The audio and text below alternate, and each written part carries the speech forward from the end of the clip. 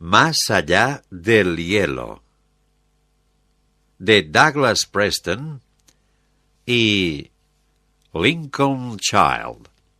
Isla Desolación, 16 de enero, 13:15 horas. El valle que no tenía nombre corría entre montañas desoladas. Un largo cauce de suelo verde y gris cubierto de musgo, líquenes y hierba. Mediaba el mes de enero. Era, pues, pleno verano, y las grietas de las rocas se habían colmado de flores de pinguicula. Al este brillaba con un azul infinito la pared de un campo de nieve. El aire era un zumbido de mosquitos negros. Las brumas estivales que envolvían Isla Desolación se habían abierto un poco, dejando que manchara el suelo un pálido sol.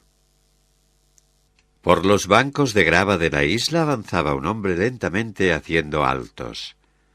No seguía ningún camino, puesto que no los había en las islas del Cabo de Hornos, el extremo más meridional. Néstor Masancay llevaba ropa impermeable muy gastada y un sucio gorro de piel. En su barba, escasamente poblada, se había pegado tal cantidad de sal marina que, separada en varias puntas, se agitaba como una lengua de serpiente, mientras Néstor conducía por el llano a 2 mulas muy cargadas. Sus comentarios críticos sobre la parentela, manera de ser y derecho a la existencia de tales bestias no tenían auditorio. De vez en cuando se añadía a las quejas el impacto de una vara de acero. Néstor nunca había tenido simpatía a las mulas, y menos alquiladas. La voz de Masancay, sin embargo, no era de enfado, ni había saña en sus golpes de vara. Empezaba a embargarle el entusiasmo. Miraba el paisaje y nada le pasaba desapercibido. El escarpe basáltico columnar a menos de 2 kilómetros, el pitón de lava de doble cuello, el afloramiento de roca sedimentaria, tan poco habitual. La geología prometía, y mucho. Dio unos pasos por el valle con la vista en el suelo. De vez en cuando salía disparada una bota con tachuelas, desprendiendo una piedra. Entonces se agitaba a la barba, Masancay gruñía, y volvía a ponerse en movimiento la singular reata. En el centro del valle, la bota de Masancay desalojó una piedra, pero esta vez se agachó a recogerla y la examinó. Era blanda, y al frotarla con el pulgar desprendía gránulos que se quedaban pegados a la piel. Se la acercó a la cara y estudió la arenilla con una lupa de joyero. Reconoció el espécimen, material friable y verdoso con inclusiones blancas, como un mineral llamado coesita. Por aquella roca fea y sin valor había viajado casi 20.000 kilómetros. Entonces sonrió de oreja a oreja y, abriendo los brazos al cielo, soltó tal grito de júbilo que resonó por las montañas, rebotando múltiples veces hasta apagarse. Después calló y examinó el relieve a fin de evaluar la disposición aluvial de la erosión. Volvió a detenerse en el afloramiento sedimentario, de capas nítidamente delineadas. A continuación su mirada volvió al suelo. Condujo otros 10 metros las mulas y desprendió otra piedra con el pie. Después la tercera, la cuarta. Todo coesita. Casi podía decirse que alfombraba el valle. En la tundra, cerca del borde del campo de nieve, había una gran roca, un errático glacial. Masancay se acercó con las mulas y las ató a la roca. Acto seguido, e imprimiendo a sus pasos la mayor precaución, rehizo su camino por la grava recogiendo piedras, rascando el suelo con la bota y elaborando un mapa mental de la distribución de la cohesita. Increíble. Superaba sus expectativas más optimistas. Había llegado a la isla con esperanzas realistas. Sabía por experiencia que las leyendas locales no solían conducir a nada. Se acordó del museo cuya biblioteca, llena de polvo, le había deparado su primer encuentro con la leyenda de Anuxa. El olor de aquel libro de antropología que se caía a pedazos, las láminas gastadas de útiles e indios fallecidos tiempo atrás. Había estado a punto de ahorrarse la molestia, con lo lejos que quedaba el Cabo de Hornos de Nueva York. Sus intuiciones, por otro lado, tenían un largo historial de dar en saco roto. Sin embargo, ahí estaba, en la isla. Y había encontrado la recompensa de toda una vida. Masancay respiró hondo. Se estaba precipitando. Volvió junto a la roca y tocó la panza de la mula que iba en cabeza. Con movimientos rápidos, desabrochó el enganche de diamante, deshizo la cuerda de cáñamo que rodeaba el fardo y abrió las dos alforjas, que eran cajas de madera. Seguidamente levantó la tapa de una de las dos, extrajo una bolsa larga impermeable y la depositó en el suelo. Después sacó del interior 6 cilindros de aluminio, un teclado y una pantalla de ordenador pequeños, una correa de cuero, 2 esferas de metal y una pila de níquel cadmio. Se sentó en el suelo cruzado de piernas y montó los componentes en una vara de aluminio de 4,5 metros con proyecciones esféricas en ambos extremos. En el centro dispuso el ordenador con la correa de sujeción y en una ranura lateral metió la batería. Por último se levantó y observó el instrumento de alta tecnología con satisfacción. Un reluciente anacronismo entre la mugre de las alforjas. Se trataba de una sonda tomográfica electromagnética cuyo valor superaba los $50.000, 10.000 de entrada y el resto a plazos, lo cual, con tantas deudas acumuladas, estaba resultando un engorro. Claro que, con los beneficios del proyecto, cuando los obtuviera, podría quedar en paz con todo el mundo, hasta con su antiguo socio. Masancay pulsó el interruptor de encendido y aguardó a que el aparato se calentara. Después, dio la inclinación correcta a la pantalla, cogió el mango que había en el centro de la vara y dejó que recayera todo el peso en su cuello, equilibrando la sonda como un funámbulo su pértiga. Con la mano que le quedaba libre, verificó la configuración, calibró y puso a cero el instrumento y emprendió una marcha regular por el fondo del valle con la mirada fija en la pantalla. Durante la caminata volvió a bajar la niebla y se oscureció el cielo. Masancay frenó en seco cerca del centro del llano. Miró la pantalla con cara de sorpresa. Después hizo algunos ajustes en la configuración y dio un paso más. Otra pausa. Ceñudo el semblante, soltó una palabrota, apagó la máquina, volvió al principio del llano, puso el aparato a cero y volvió en ángulo recto hacia su anterior recorrido. Por tercera vez, la sorpresa detuvo sus pasos, seguida por la incredulidad. Marcó el emplazamiento con 2 piedras, una encima de otra. Después se dirigió al final del llano, dio media vuelta y regresó a paso más veloz, sin hacer caso a la llovizna que empezaba a mojarle la cara y los hombros. Pulsó un botón y salió una tira de papel del borde del ordenador. La examinó atentamente mientras la niebla emborronaba la tinta. Respiró más aprisa. Al principio pensó que eran datos erróneos, pero no. Había hecho 3 pasadas y sin cambios. Hizo otra, menos prudente que las anteriores. Arrancó otra tira de papel, la estudió deprisa y se la metió arrugada en el bolsillo de la chaqueta. Al término de la 4ª pasada empezó a hablar consigo mismo en voz baja, deprisa y con monotonía. Volvió junto a las mulas, metió la sonda tomográfica en la bolsa y desató el fardo del segundo animal con las manos temblando.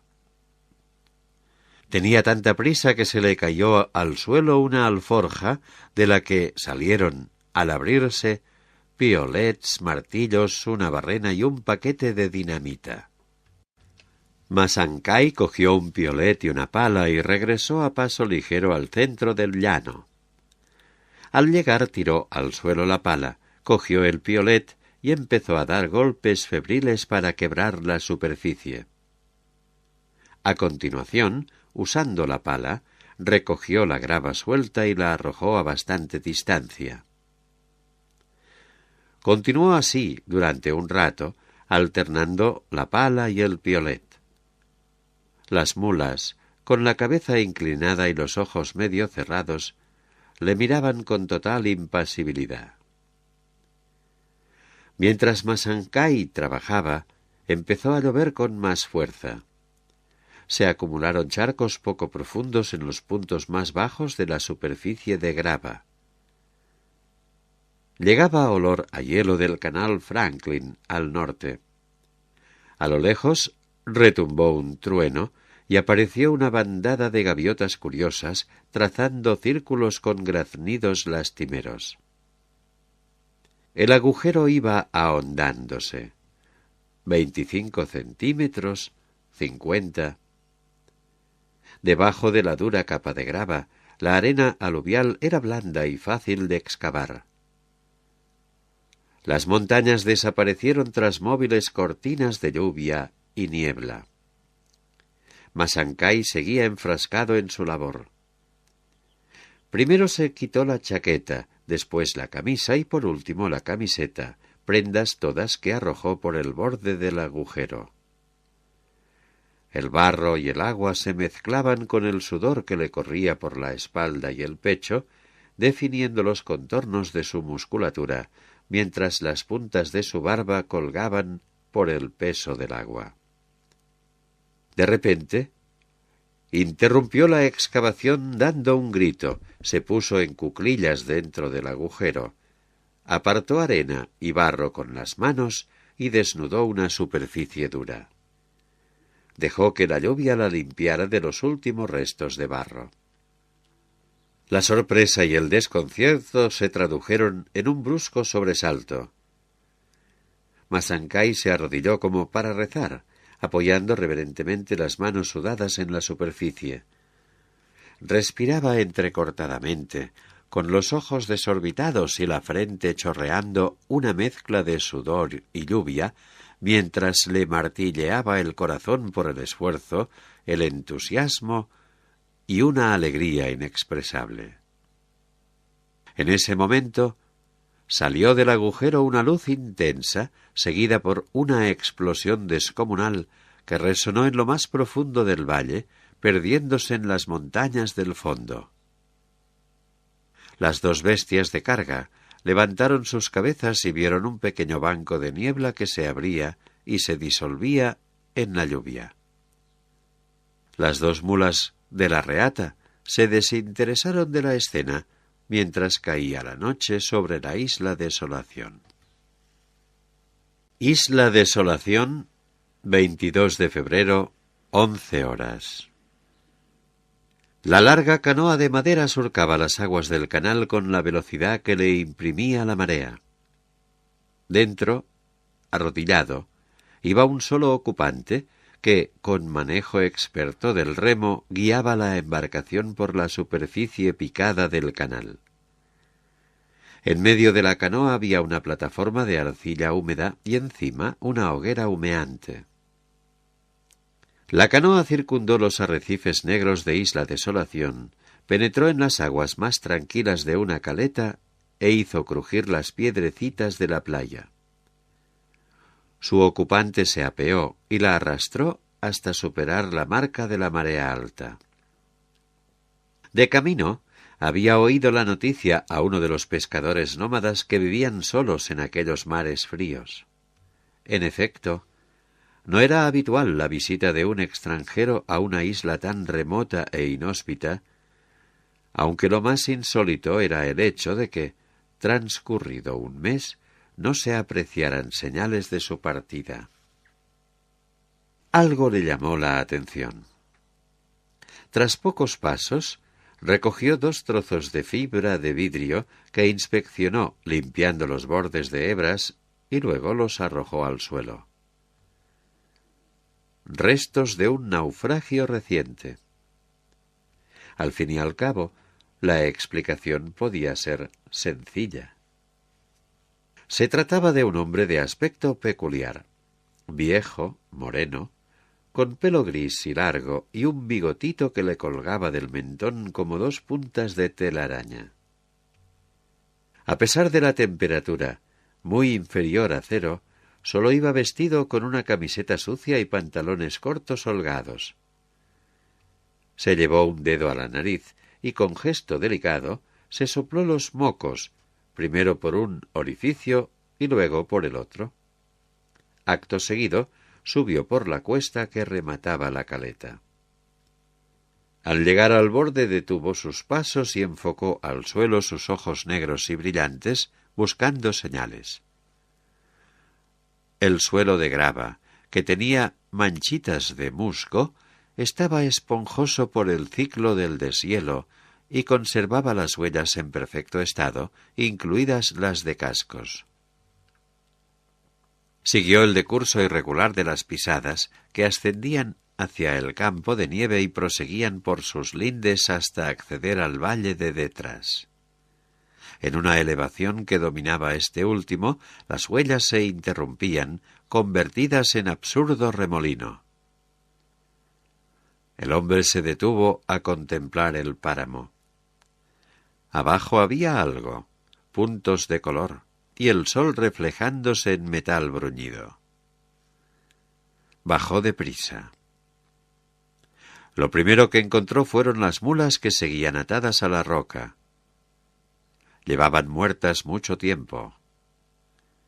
La mirada del viejo recorrió el suelo con avidez, y al ver los suministros y el equipo, se le iluminaron los ojos de avaricia. A continuación, vio el cuerpo. Se acercó con movimientos cautelosos. Estaba tumbado de espaldas, a unos 100 metros de la boca de un agujero de excavación reciente. Aparte de un jirón de tela chamuscada pegada a la carne carbonizada, estaba desnudo. Sus manos, negras y quemadas, se elevaban hacia el cielo como garras de cuervo y sus piernas estaban separadas, dobladas hacia el pecho hundido. Se había acumulado lluvia en las cuencas vacías de los ojos, formando 2 piscinitas que reflejaban el cielo y las nubes. El viejo retrocedió paso a paso como un gato. Permaneció largo rato inmóvil, mirando y pensando. Luego, lentamente y sin dar la espalda al ennegrecido cadáver, trasladó su atención al tesoro de valiosos artilugios desperdigados por el suelo. Nueva York, 20 de mayo, 14 horas. La sala de subastas de Christie's era un espacio sencillo, con paneles de madera clara y un rectángulo de luces colgando del techo. Aunque el suelo de madera noble estuviera embellecido por una trama de espina de pez, poco de ella dejaban entrever las filas de sillas, innumerables y ocupadas sin excepción, y los pies de los reporteros, rezagados y espectadores que abarrotaban el fondo de la sala. Cuando el director de Christie's subió al podio central, se hizo un silencio absoluto. Detrás de él, en el espacio alargado de color crema que en subastas normales habría servido de soporte para cuadros o grabados, no había nada.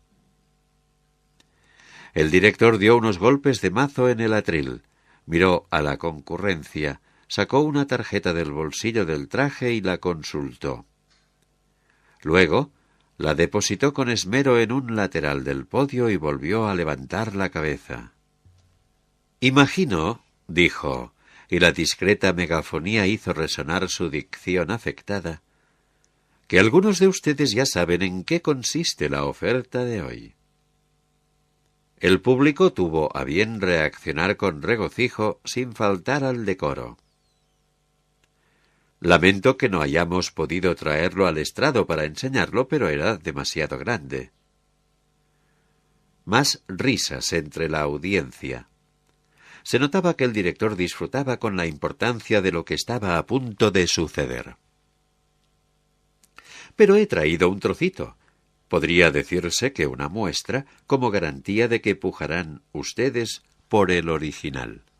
Dicho lo cual, hizo un gesto con la cabeza y apareció un joven esbelto con porte de gacela, llevando en ambas manos una cajita de terciopelo. El joven abrió el cierre, levantó la tapa y se volvió para que lo vieran los espectadores. Entre los asistentes se levantó un murmullo grave. La caja contenía un diente marrón y curvo sobre fondo de raso blanco. La pieza tenía unos 20 centímetros de longitud y el borde interno de sierra. El director carraspeó. «El remitente del lote número 1, único del día, es la Nación Navajo, en régimen de fideicomiso con el gobierno de Estados Unidos». Miró a los presentes. «El lote es un fósil muy especial». Consultó la tarjeta. En 1996, Wilson Atsiti, pastor navajo, perdió unas cuantas ovejas en los montes Lucachucay, cerca de la frontera entre Arizona y Nuevo México. Durante la búsqueda encontró un hueso grande que sobresalía de una pared de arenisca en un cañón muy apartado. A esta capa de arenisca los geólogos la llaman formación de Hell Creek y se remonta al Cretácico. Al enterarse, el Museo de Historia Natural de Albuquerque hizo un trato con la nación navajo y empezó a excavar el esqueleto. A medida que avanzaban las excavaciones, fueron dándose cuenta de que no había uno, sino dos esqueletos entrelazados, un Tyrannosaurus rex y un Triceratops. El tiranosaurio tenía clavadas las mandíbulas en el cuello del Triceratops, justo debajo de la cresta, decapitando o casi de un feroz mordisco al animal. Por su parte, el Triceratops había clavado el cuerno central en el pecho del tiranosaurio. Los dos animales murieron juntos, en un abrazo mortal. Carraspeó. «Ya tengo ganas de ver la película». El comentario suscitó más risas. El combate fue tan violento que los paleontólogos encontraron 5 dientes del tiranosaurio debajo del Triceratops, seguramente rotos durante la pelea. «Aquí tienen uno». Hizo señas al ayudante, que cerró la caja. De la montaña se extrajo un bloque de piedra que contenía los dos dinosaurios y pesaba unas 300 toneladas y fue estabilizado en el Museo de Albuquerque. Después pasó al Museo de Historia Natural de Nueva York para continuar los preparativos. Los dos esqueletos todavía están parcialmente incrustados en la matriz de arenisca. Echó otro vistazo a la tarjeta. Según los científicos consultados por Christie's, son los dos esqueletos de dinosaurio más perfectos que se han encontrado. Científicamente poseen un valor incalculable. El paleontólogo jefe del Museo de Nueva York lo ha descrito como el mayor fósil de la historia. Dejó la tarjeta con gesto cuidadoso y cogió el mazo. Entonces, como obedeciendo una señal, aparecieron 3 avistadores de pujas con sigilo de fantasmas y ocuparon sus puestos. El personal de los teléfonos, auricular en mano, esperaba inmóvil con las líneas abiertas. El valor estimado de este lote es de $12 millones. Empezaremos con 5. El director dio un golpe de mazo. Llamadas, movimientos de cabeza y gestos refinados de levantar la pala. 5 millones. 6. 7 millones, gracias. Los avistadores estiraban el cuello para ver las ofertas que iban comunicando al director. Poco a poco, el murmullo de la sala fue subiendo de tono. «Ofrecen 8 millones». El nuevo récord por un fósil de dinosaurio fue saludado con aplausos dispersos. 10 millones. 11 millones. 12. Ofrecen 13 millones, gracias. Ofrecen 14. 15. El número de palas en alto había menguado considerablemente, pero seguía habiendo varios pujadores telefónicos activos, a los que había que sumar media docena presenciales. La pantalla que tenía el director a la derecha, con el precio en dólares, registraba un incremento veloz, con los equivalentes en libras y euros. 18 millones. Ofrecen 18 millones. 19. Como el rumor se había convertido en fondo acústico, el director dio un discreto mazazo de aviso. La subasta proseguía con furiosa calma. 25 millones. Ofrecen 26. 27 para el caballero de la derecha. Volvieron a aumentar los murmullos que esta vez el director no acalló. Ofrecen 32 millones. 32,5 por teléfono. 33. Ofrecen 33,5, gracias. 34, ofrece la señora de primera fila. El ambiente de la sala de subastas se electrizaba por momentos. Ni las predicciones más descabelladas se habrían atrevido a tanto. 35 por teléfono. 35,5 de la señora. 36. Entonces pasó algo entre el público. Un movimiento simultáneo, un cambio en el centro de atención. Varias miradas se desplazaron hacia la puerta de salida al pasillo principal. En los peldaños curvos había aparecido un hombre de unos 60 años, un personaje llamativo y de presencia no solo notable, sino abrumadora. Llevaba el cráneo afeitado y barba oscura en punta. Su poderosa osamenta servía de percha a un traje de Valentino, un traje de seda azul marino que al moverse brillaba un poco.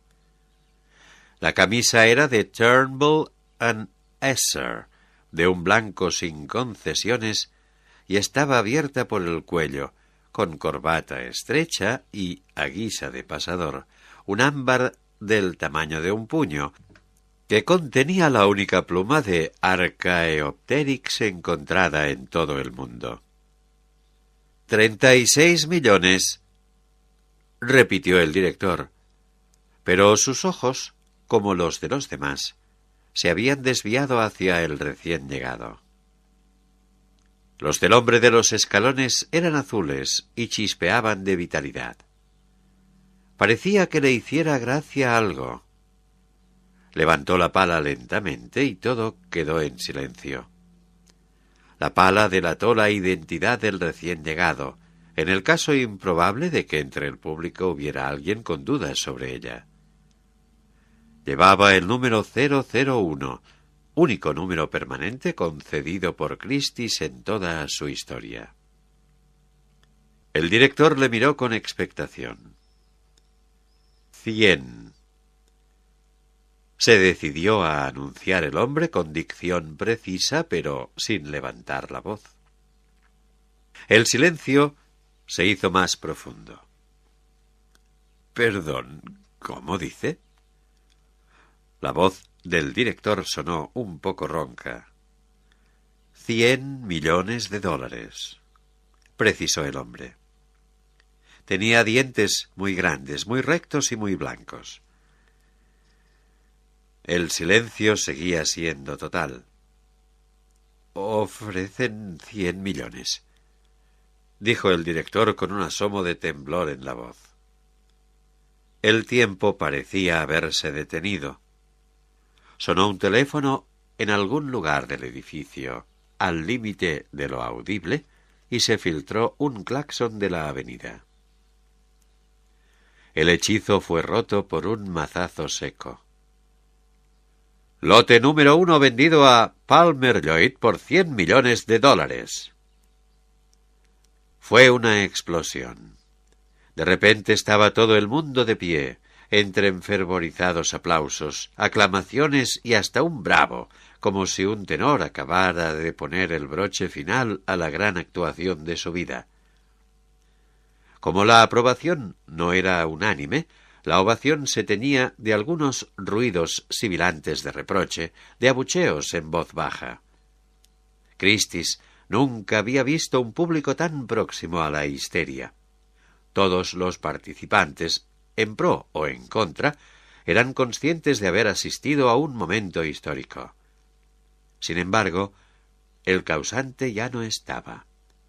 Había salido al pasillo y se había alejado por la alfombra verde, pasando al lado del cajero, y la multitud se encontró con que aplaudía a una simple puerta. Desierto de Kalahari, 1 de junio, 18:45. Sam MacFarlane estaba sentado en la arena con las piernas cruzadas. La hoguera, hecha directamente en el suelo con ramitas, proyectaba una red temblorosa de sombras en las zarzas que rodeaban el campamento. La población más cercana quedaba a 150 kilómetros. Miró a las otras personas sentadas en círculo alrededor de la hoguera, gente de piel arrugada, ojos observadores y brillantes y, por único atavío, polvorientos taparrabos. Cazadores San. Se tardaba mucho en ganar su confianza, pero una vez concedida era inquebrantable. ¡Qué diferencia con el lugar de donde venía!, pensó MacFarlane. Cada San tenía delante un detector de metales muy gastado, de segunda mano. MacFarlane se levantó, pero los San no se movieron. Lentamente, con torpeza, pronunció algunas palabras en su extraño idioma.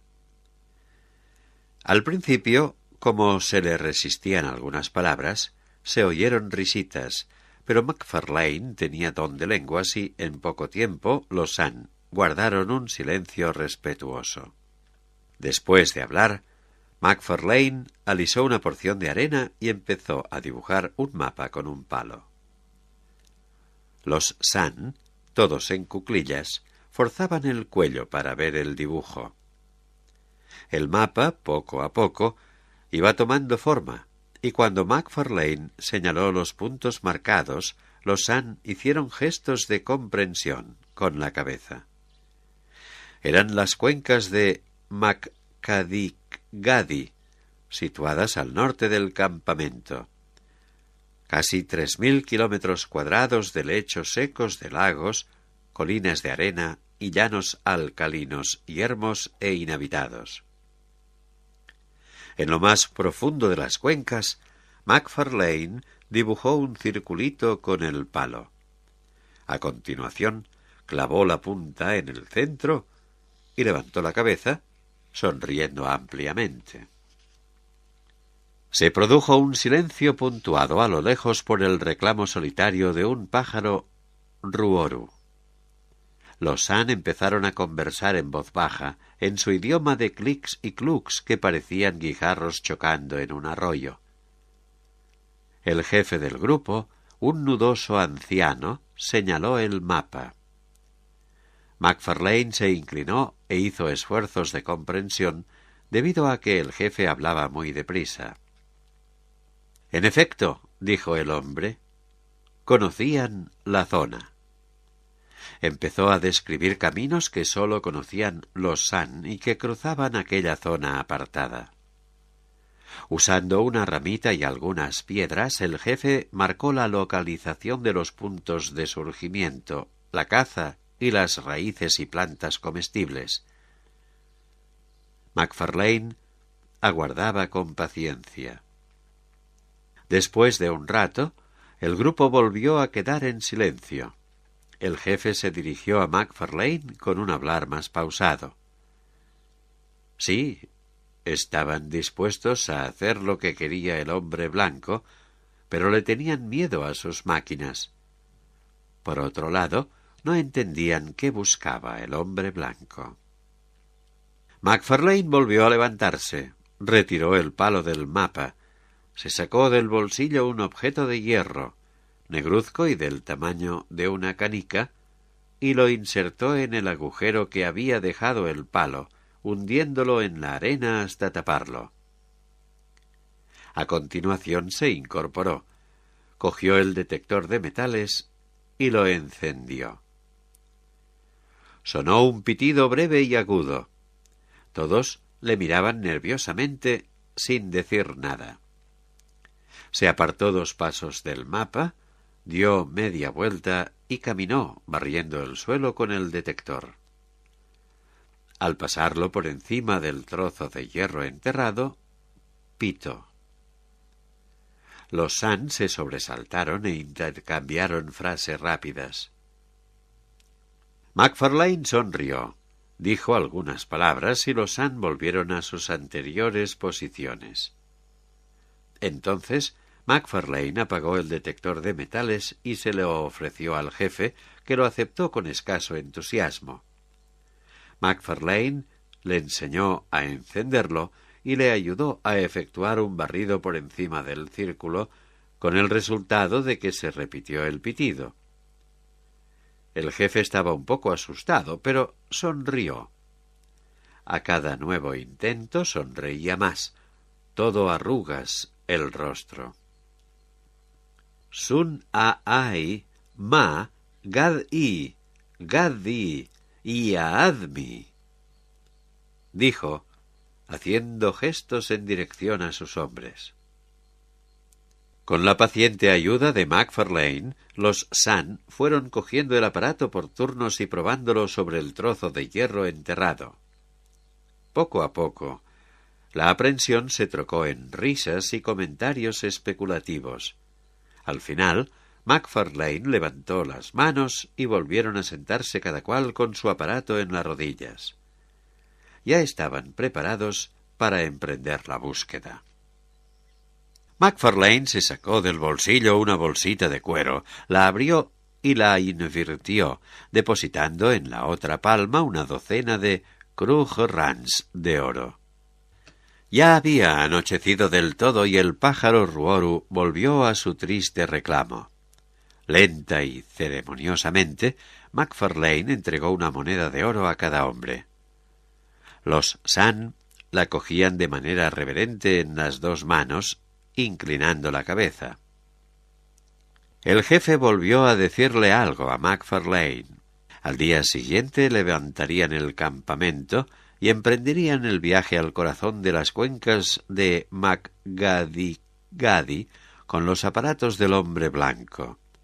Buscarían aquello tan grande que quería el hombre blanco y al encontrarlo volverían.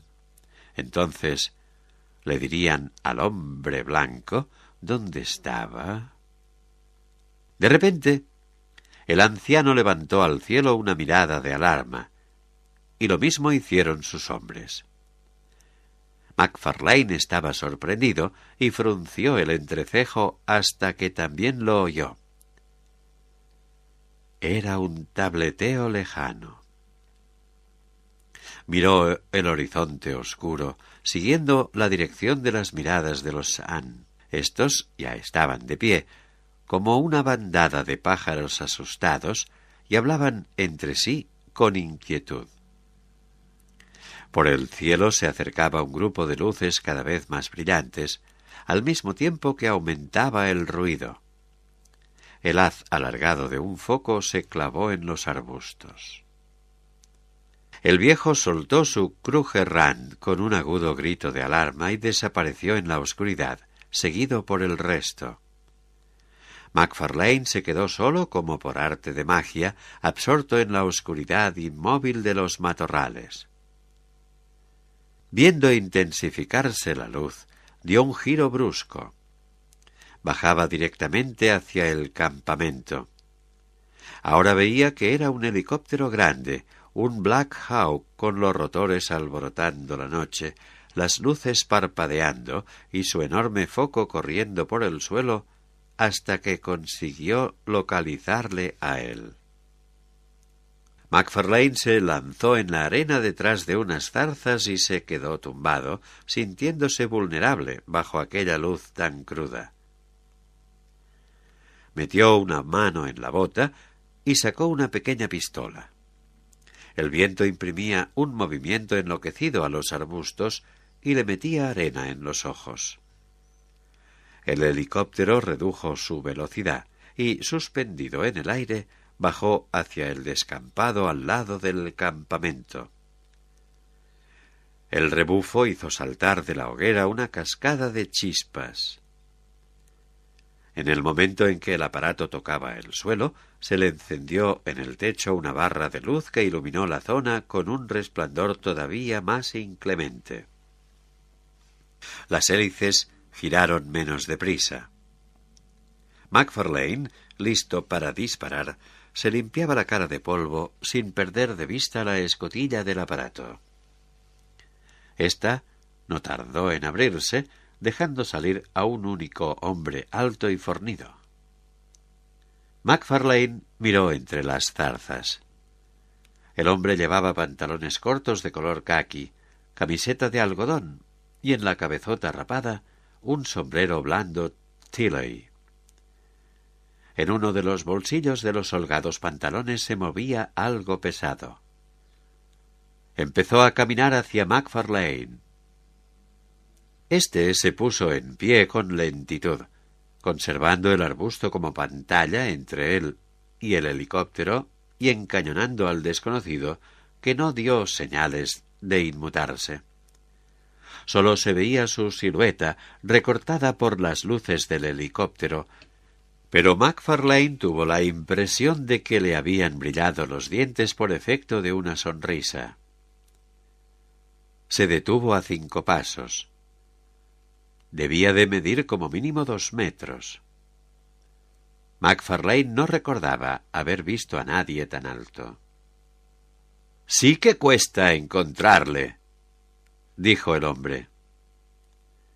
Tenía una voz profunda, en la que MacFarlane distinguió indicios nasales de un acento de la costa este.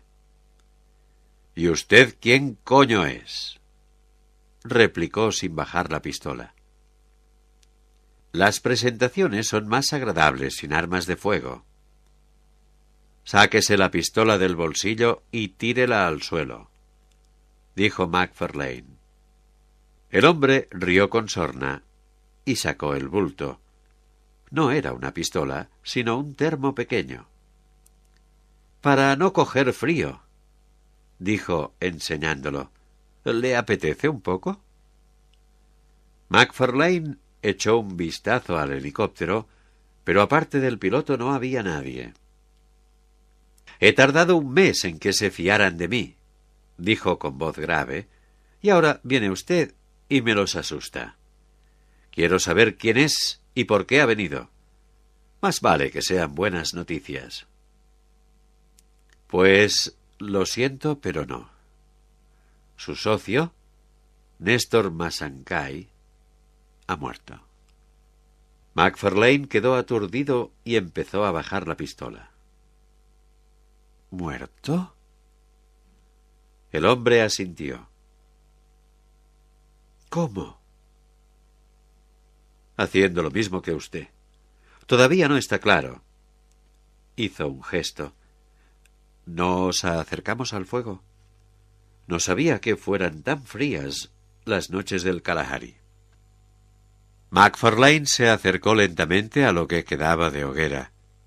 Conservaba la pistola en la mano, pero floja, y su mente se había convertido en campo de batalla de emociones muy diversas. Tomó nota vagamente de que la onda expansiva de las hélices había borrado su mapa y desenterrado el trocito de hierro. ¿Y usted qué tiene que ver con Néstor?, preguntó.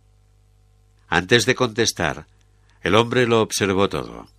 La docena de detectores de metales que los San, al huir, habían dejado tirados y las monedas de oro en la arena.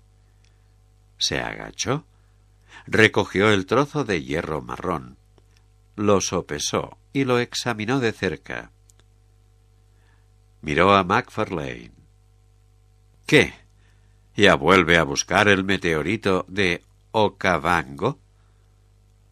MacFarlane no dijo nada, pero apretó más la pistola.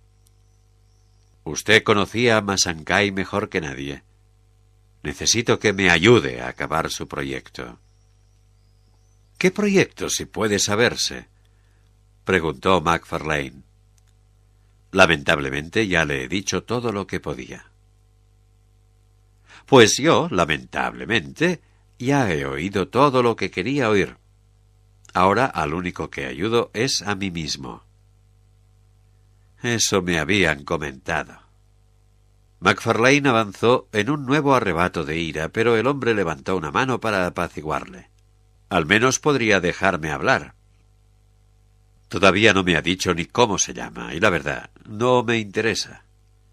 Gracias por darme la mala noticia. Y ahora, ¿qué tal si vuelve al helicóptero y me deja en paz? Disculpe que no me haya presentado. Soy Palmer Lloyd. MacFarlane rió. Sí, y yo Bill Gates. El hombre alto, sin embargo, no rió. Solo sonrió. MacFarlane le miró la cara con mayor atención porque hasta entonces no se había fijado. «Caray», musitó. «No sé si ha oído que estoy construyendo un museo nuevo». MacFarlane negó con la cabeza. «¿Y Néstor trabajaba para usted?» «No, pero me he enterado hace poco de sus actividades y quiero acabar lo que empezó». «Mire», dijo MacFarlane metiéndose la pistola en el cinturón, «no me interesa. A Néstor Masankai hace siglos que no le veía, aunque ya debe de saberlo». Lloyd sonrió y levantó el termo. «¿Lo discutimos con un ponchecito?» Y se instaló al lado de la hoguera sin esperar la respuesta, a la manera del hombre blanco, con el culo en la arena. Desenroscó la tapa, sirvió una taza muy caliente y se la ofreció a MacFarlane, que la rechazó con un gesto impaciente de la cabeza. «¿Le gusta buscar meteoritos?», preguntó Lloyd. «Depende del día». «¿Y en serio se cree que encontrará el Okavango?» «Sí, hasta que ha bajado usted con este trasto». MacFarlane se puso en cuclillas al lado de Lloyd. «Mire, no es que no me apetezca un poco de palique, pero cada minuto que pasamos aquí sentados es otro minuto de alejarse los San. Se lo repito, no me interesa. No quiero trabajar ni en su museo ni en ninguno». Vaciló. «Tampoco puede pagarme lo que ganaré con el Okavango». «¿Cuánto sería?», preguntó Lloyd entre sorbo y sorbo. $250,000, como mínimo». Lloyd asintió. «Supongamos que lo encuentra. Reste lo que le debe a todo el mundo por el fiasco del Tornarsuk y lo más probable, calculo, es que se quede a cero. Macfarlane rió con dureza. ¿Y quién no se equivoca alguna vez en la vida? Me quedará bastante para ir por el siguiente pedrusco. Meteoritos hay a montones y le aseguro que se gana más que con un sueldo de conservador de museo. Yo no hablaba de eso. ¿Pues de qué? Seguro que ya lo sospecha. Mientras no acepte, no puedo darle detalles. Bebió otro sorbo de ponche. Diga que sí, aunque solo sea por su socio. Ex socio. Lloyd suspiró. Cierto. Lo sé todo de usted y Masankai. La culpa de perder de aquella manera la roca Tornasuk no la tuvo solo usted. Si hay que echársela a alguien, que sea a los burócratas del Museo de Historia Natural de Nueva York. No se esfuerce, que no me interesa. Pasemos a la remuneración. En el momento de la firma le abonaré el $250,000 que debe y ya no le molestarán sus acreedores. En caso de que tenga éxito el proyecto, le pagaré otro $250,000. Si no, tendrá que conformarse con quedarse sin deudas. En ambos casos, si lo desea, podrá quedarse en mi museo como director del Departamento de Ciencias Planetarias. Le construiré un laboratorio con lo último de lo último. Tendrá secretaria, ayudantes, un sueldo de muchos ceros. Todo. Macfarlane volvió a reírse. ¡Fantástico! ¿Y el proyecto cuánto dura? 6 meses, como mucho. Macfarlane dejó de reír. ¿$500,000 por trabajar 6 meses? Eso sí sale bien. ¿Dónde está la trampa? No hay trampa. ¿Y por qué yo? Porque conocía a Masankai, sus manías, su sistema de trabajo, cómo pensaba. Lo que hacía es un gran misterio, y el más indicado para resolverlo es usted. Además de que es uno de los mejores buscadores de meteoritos del mundo. Lo suyo con los meteoritos es intuición. Dicen que los huele. No soy el único. La alabanza había irritado a Macfarlane porque le olía a manipulación. La respuesta de Lloyd fue tender una mano, levantando el nudillo del dedo anular. El movimiento arrancó a la joya un brillo de metal precioso. «Perdone», dijo Macfarlane, «pero es que solo beso el anillo del Papa». Lloyd rió. «Mire la piedra», dijo. Macfarlane vio que el anillo de Lloyd se componía de una piedra preciosa de color violeta oscuro con montura de platino macizo. La reconoció enseguida. Sí, muy bonita, pero yo se la habría vendido a precio de mayorista. ¿Cómo no? Si los que sacaron de Chile las tectitas de Atacama fueron usted y Masankai. Exacto. Y el resultado es que en esa zona del mundo sigue buscándome la policía. Le ofreceremos la protección que haga falta. O sea que es en Chile. Pues ya conozco sus cárceles por dentro. Lo siento. Lloyd tardó un poco en reaccionar. Cogió un palo, juntó las brasas dispersas y lo arrojó, reavivando el fuego que hizo retroceder la oscuridad. En otra persona aquel sombrero habría quedado un poco ridículo, pero Lloyd conseguía que le quedara bien. Doctor Macfarlane, si supiera lo que tenemos proyectado, lo haría gratis. Le ofrezco el hallazgo científico del siglo. Macfarlane rió y negó con la cabeza. De la ciencia no quiero saber nada. dijo. Estoy hasta el moño de laboratorios polvorientos y burocracias de museo. Lloyd suspiró y se levantó. Bueno, pues parece que he perdido el tiempo. Habrá que optar por el segundo candidato. MacFarlane quedó en suspenso. ¿Se puede saber quién es?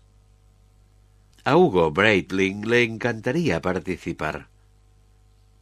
¿Breitling? Ese no encuentra un meteorito ni que se lo tiren al culo. Pues encontró el Zule, respondió Lloyd, quitándose el polvo de los pantalones. Miró a MacFarlane de reojo. Que es más grande que cualquiera de los que ha encontrado usted.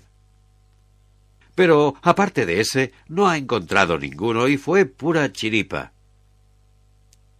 La verdad es que en este proyecto me va a hacer falta suerte. Lloyd volvió a enroscar la tapa del termo y lo lanzó por la arena a los pies de MacFarlane. Tenga, disfrútelo, que tengo que marcharme. Dio un par de zancadas hacia el helicóptero. MacFarlane vio arrancar el motor y acelerar los rotores que azotaban el aire y hacían culebrear la arena. De repente pensó que, si se marchaba el helicóptero, nunca sabría cómo había muerto Masankai ni en qué misión. A su pesar estaba intrigado. Echó un vistazo alrededor. Los detectores de metales, desperdigados y con abolladuras, el triste campamento y el paisaje del fondo, árido y poco prometedor. Lloyd se detuvo antes de subir al helicóptero. «Redondéelo a 1.000.000», dijo MacFarlane, que le tenía de espaldas. Lloyd agachó la cabeza con precaución, a fin de que no se le moviera el sombrero, y empezó a subir al helicóptero. «750». Otra pausa, y Palmer Lloyd se giró lentamente con una sonrisa de oreja a oreja. Valle del río Hudson, 3 de junio, 10:45 horas. Palmer Lloyd tenía aficiones muy raras y costosas, pero uno de sus objetos más queridos era un cuadro de Thomas Cole, Mañana de sol en el río Hudson. En su época de becario en Boston, frecuentaba el Museo de Bellas Artes y recorría sus galerías con la mirada en el suelo para no mancillarse la vista antes de tener delante la gloriosa pintura. Cuando Lloyd amaba algo, prefería tenerlo en propiedad, pero el cuadro de Thomas Cole no estaba en venta a ningún precio. La solución había sido comprar lo que se le acercara más en belleza. Era una mañana de sol, y Lloyd estaba sentado en su despacho del valle del río Hudson, mirando por una ventana que enmarcaba con exactitud la vista del cuadro de Cole. El horizonte presentaba una pincelada de luz muy hermosa. Los campos, vistos entre jirones de niebla, eran de una frescura y un verdor exquisitos. El sol naciente perfilaba las montañas del fondo y las hacía brillar. En Clove Valley habían cambiado pocas cosas desde 1827, el año de la obra de Cole, y Lloyd se había asegurado de que no cambiaran mediante el procedimiento de comprar una parte significativa de las tierras que tenía en su línea de visión. Hizo girar la silla, se colocó delante de un escritorio de arce y miró por la ventana opuesta. Ladera abajo, se ofrecía a su contemplación un mosaico brillante de cristal y acero. Lloyd juntó las manos detrás de la cabeza y observó, satisfecho, el hormigueo de actividad. Por todas partes circulaban equipos de trabajo, plasmando una visión, la suya, la de Lloyd, sin parangón en el mundo. El centro de la actividad, teñido de verde por la luz matinal de los Catskill, era una cúpula enorme, reproducción, pero a mayor escala, del Crystal Palace londinense, la primera estructura de la historia fabricada enteramente de cristal.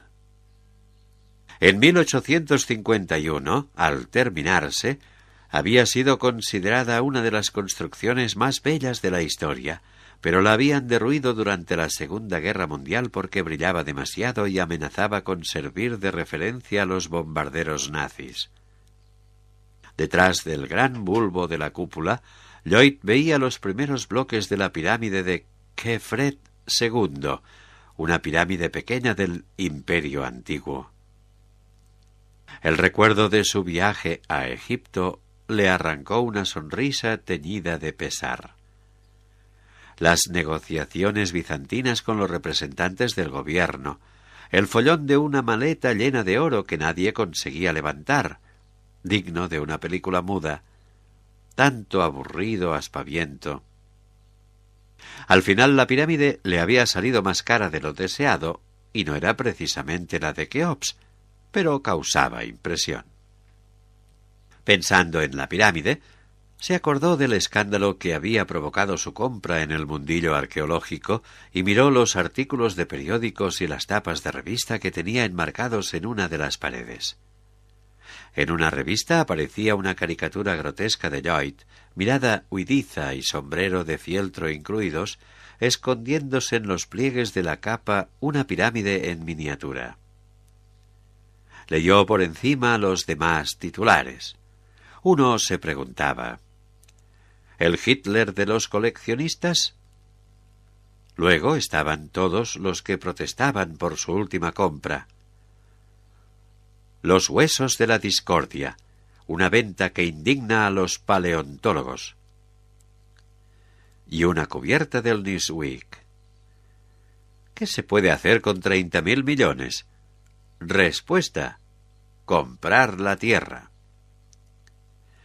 Toda la pared estaba cubierta de lo mismo, proclamas estridentes de los que le veían pegas a todo, de los que se proclamaban, sin comerlo ni beberlo nadie, guardianes de la moral cultural. Para Lloyd era una fuente infinita de diversión. Sonó un ruido de campanillas procedente de un tablero plano que había en el escritorio, y la dulce voz de su secretaria dijo: «¿Quiere verle un tal señor Glynn?» «Que pase». Lloyd no se molestó en disimular el entusiasmo que sentía. Era su primer encuentro con Ellie Glynn, una entrevista personal que le había costado más de lo previsto concertar. Observó atentamente al hombre que entraba en el despacho, sin maletín en la mano ni expresión en su cara atezada. Durante su larga y fructífera carrera de negociante, Lloyd había descubierto que las primeras impresiones, cuando se tomaban bien, eran sumamente informativas. Se fijó en el pelo, castaño y muy corto, en la mandíbula cuadrada y en los labios finos. A primera vista, Glynn parecía inescrutable, como la mismísima esfinge. No tenía nada que llamara la atención, nada revelador de su manera de ser. Hasta sus ojos, que eran grises, aparecían opacos, cautelosos, inmóviles. No se salía de la normalidad en nada. Estatura normal, constitución normal, aspecto correcto sin ser guapo, bien vestido pero sin especial pulcritud. Lloyd pensó que lo único llamativo era su manera de moverse.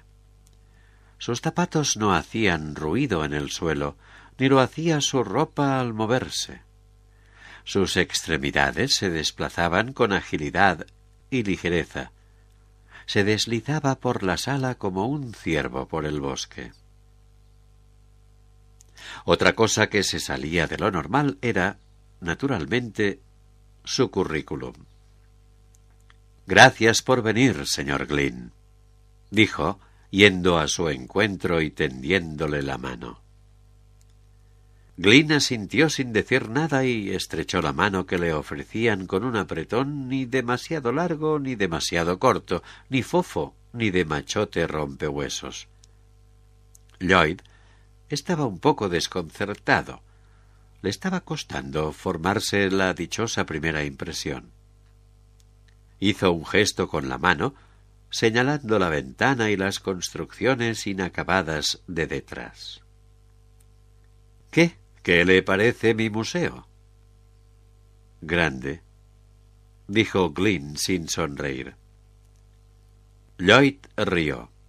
El Getty de los museos de historia natural. O lo será en poco tiempo, con el triple de recursos. Es curioso que haya decidido situarlo aquí, a casi 200 kilómetros de la ciudad. ¿Le parece demasiado pretencioso?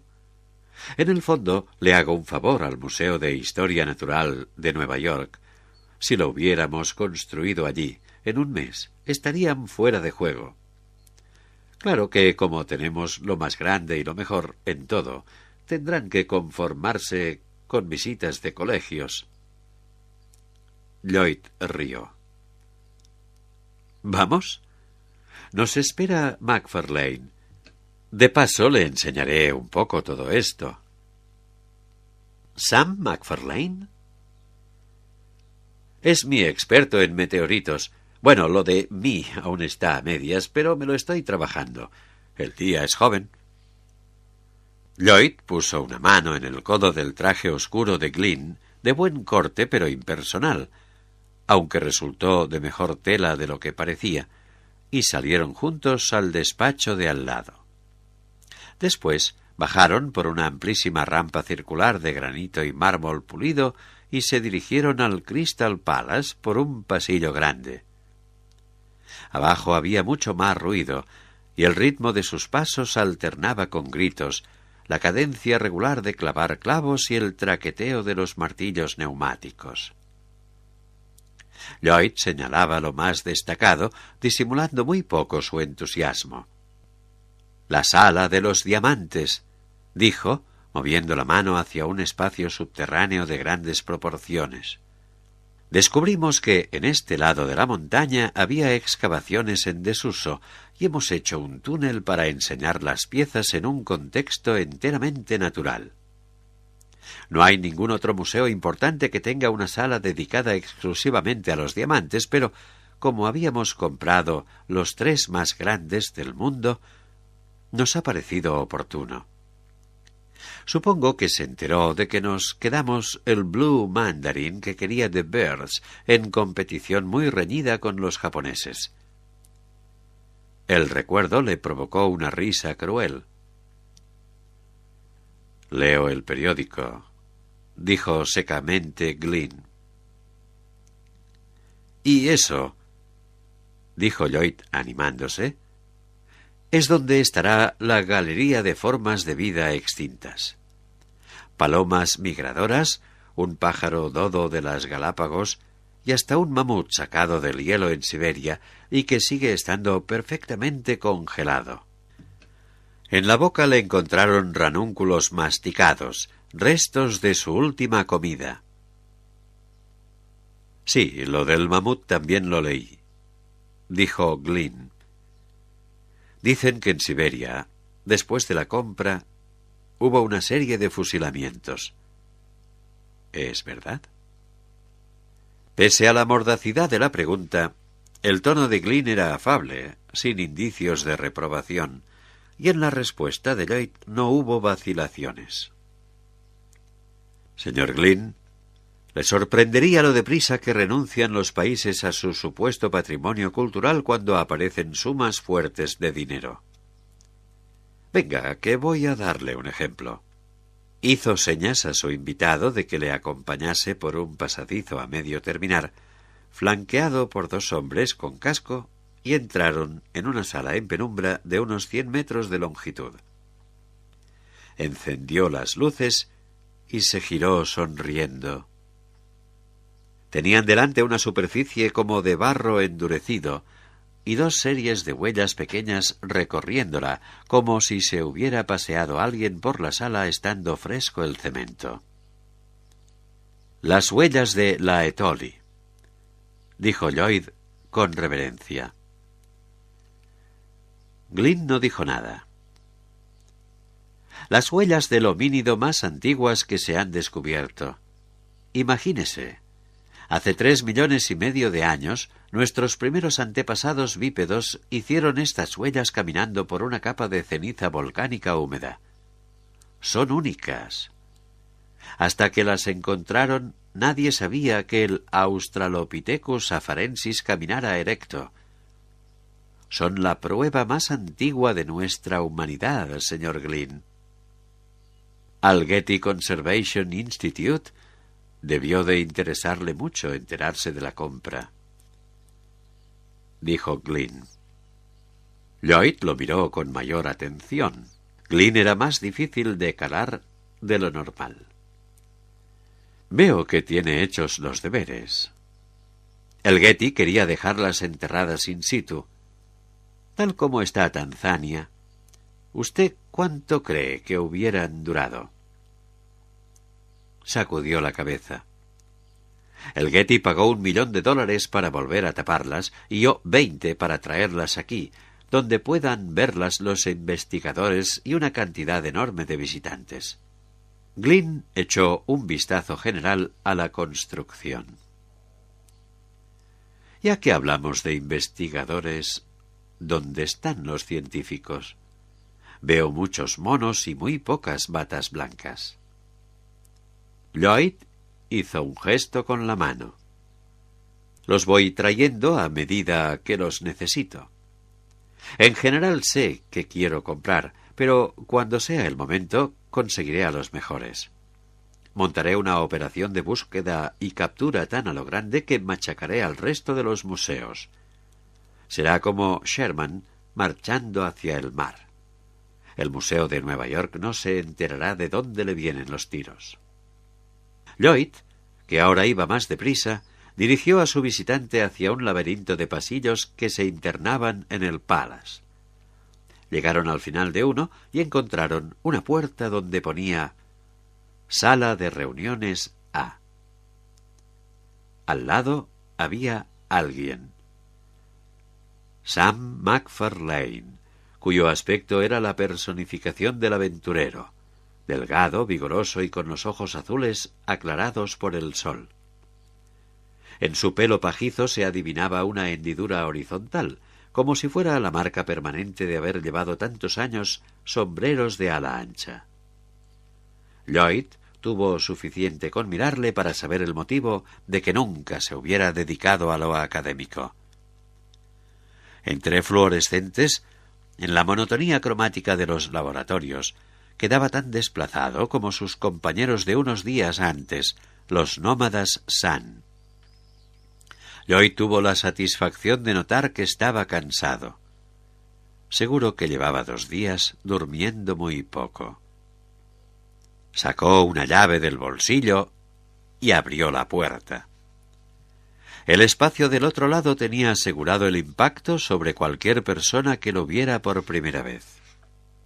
3 de las 4 paredes de la sala estaban acristaladas y daban a la majestuosa entrada del museo, un espacio octogonal muy amplio en el mismísimo centro del Palace, donde ahora no había nadie.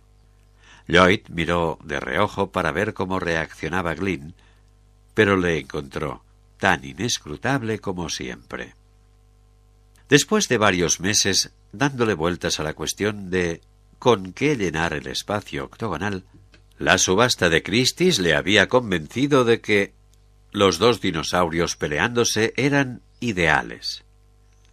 En los huesos retorcidos aún se podía leer la desesperada agonía de la lucha final. Su mirada recayó en la mesa llena de gráficos, listados y fotografías aéreas. Aquello le había hecho olvidarse de los dinosaurios. Ya tenía su plato fuerte, la corona del Museo Lloyd. Instalar aquello en el centro del Crystal Palace sería el momento de mayor orgullo de su vida. Le presento al doctor Sam MacFarlane, dijo, dando la espalda a la mesa y mirando a Glynn. El museo ha contratado sus servicios para toda la duración de este proyecto. MacFarlane y Glynn se dieron la mano. La semana pasada Sam aún rondaba por el desierto de Kalahari buscando al meteorito Okavango. Una manera como otra de derrochar su talento. Seguro que está de acuerdo conmigo en que le hemos encontrado algo más interesante. Hizo un gesto a Glynn. Sam, te presento a Eli Glynn, presidente de Effective Engineering Solutions. Que no te engañe un nombre tan soso. Es una empresa muy especial. El señor Glynn está especializado en cosas como recuperar submarinos nazis llenos de oro, averiguar por qué explotan las lanzaderas espaciales, cosas así. Resolver problemas especiales de ingeniería y analizar fallos a gran escala. Un trabajo interesante, dijo MacFarlane. Lloyd asintió. Lo habitual es que EES intervenga después de que haya pasado algo, cuando algo se ha ido a la mierda. La palabrota, pronunciada lentamente y con esmero, quedó flotando en el ambiente. Y ahora recurro a ellos para asegurarme de que no se me vaya a la mierda un trabajo concreto. Trabajo, señores, que es la razón de que estemos aquí los tres. Indicó la mesa de reuniones. Sam, explícale al señor Glynn qué has descubierto en los días que llevas estudiando estos datos. ¿Ahora?, preguntó MacFarlane con un nerviosismo impropio de él. Si no, ¿cuándo? MacFarlane dirigió a la mesa una mirada rápida, titubeó y dijo: estos son datos geofísicos sobre un emplazamiento muy peculiar de las islas chilenas del Cabo de Hornos. Glynn le animó a seguir con un gesto de la cabeza. El señor Lloyd me pidió que los analizara. Al principio parecían imposibles, como esta lectura tomográfica. La cogió, le dio un repaso y la dejó encima de la mesa. Después recorrió con la mirada el resto de papeles y le tembló la voz. Lloyd carraspeó. Sam aún estaba un poco afectado y había que ayudarle. Se volvió hacia Glynn. Convendría ir resumiendo. Estando en Chile, en Punta Arenas, uno de nuestros informadores encontró a un comerciante de equipos electrónicos que intentaba colocar una sonda tomográfica electromagnética hecha polvo. Es un aparato de minería fabricado aquí, en Estados Unidos, por la marca de Viter. La habían encontrado con un saco de piedras y algunos documentos al lado de los restos de un prospector en una isla cerca del Cabo de Hornos. A mi informador le dio por comprar todo el lote y al fijarse en los documentos, los que podía leer, vio que su dueño se llamaba Néstor Masancay. La mirada de Lloyd vagó hacia la mesa de reuniones. Antes de morir en aquella isla perdida, Masancay había sido geólogo planetario, más concretamente buscador de meteoritos, y hasta hace 2 años socio de Sam MacFarlane. Vio tensarse los hombros del aludido. Cuando se enteró nuestro informador, nos envió todo el material para que lo analizáramos. La sonda tomográfica contenía un disquete oxidado. Uno de nuestros técnicos consiguió recuperar los datos y los analizó gente mía, pero se salían tanto de lo normal que no acababan de encontrarle sentido. Por eso contratamos a Sam. MacFarlane había pasado de la primera a la segunda página y de nuevo a la primera. Al principio creía que Néstor se había olvidado de calibrar el aparato, pero leí el resto de los datos y... Dejó el listado y apartó las 2 hojas gastadas con un movimiento lento y casi reverente. Después buscó entre los demás papeles hasta seleccionar uno. «No enviamos ninguna expedición de tierra», continuó Lloyd, que volvía a dirigirse a Glynn, «para no llamar la atención, que era lo que más queríamos evitar, pero encargamos un reconocimiento aéreo de la isla, y el documento que tiene Sam en las manos contiene datos del satélite Log II». MacFarlane dejó cuidadosamente la hoja y se decidió a intervenir. «Me ha costado mucho creérmelo. Debo de haberlo repasado más de una docena de veces, pero siempre llego a la misma conclusión. Solo puede tener un significado». «¿Cuál?». Glynn lo preguntó con voz grave y tono educado, pero sin la menor curiosidad. «Creo que ya sé qué buscaba Néstor». Lloyd esperó. Sabía qué iba a decir MacFarlane, pero quería volver a oírlo. «Esto de aquí es el meteorito más grande del mundo». Lloyd sonrió. «Dile al señor Glynn cómo de grande es Sam». MacFarlane carraspeó.